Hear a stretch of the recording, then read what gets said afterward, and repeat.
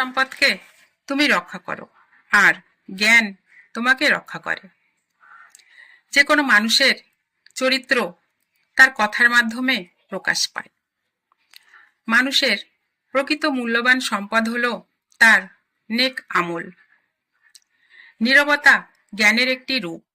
নীরবতায় অনেক উত্তর লুকিয়ে থাকে। খারাপ সঙ্গ থেকে একা থাকা উত্তম, তাতে নিজের কল্যাণ হয়। ইমানদারের মুখে সত্য এবং অন্তরে শান্তি থাকে। রাগের সময় যে কোনো সিদ্ধান্ত নেওয়া বোকামির কাজ। দান করলে ধনসম্পদ কমে না, বরং বহুগুণ বাড়ে। মুনাফিকের 3 লক্ষণ: মিথ্যা বলে, আমানতের খেয়ানত করে, কথা রাখে না।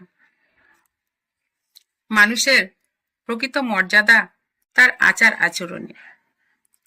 নিজের ভুলকে ছোট করে দেখো না, ভুল হলে শুধরে নেওয়া অতি উত্তম।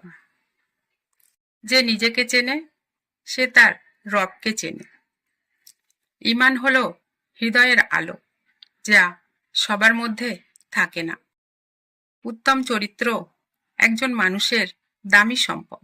নফসকে পরাজিত করা জিহাদের সর্বোচ্চ রূপ। যে তাওয়াক্কুল করে আল্লাহ তার জন্য যথেষ্ট। অপচয় শয়তানের ভাই। সত্য কথা তিক্ত হলেও তা গ্রহণ করো। জ্ঞানী মানুষগণ তার জিহ্বাকে নিয়ন্ত্রণ করতে পারে।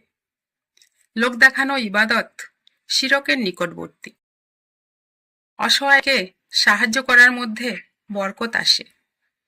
দুঃখে ধৈর্য ও সুখে কৃতজ্ঞ, এটাই মুমিনের পরিচয়। যে ক্ষমা করে আল্লাহ তার সম্মান বাড়িয়ে দেয়।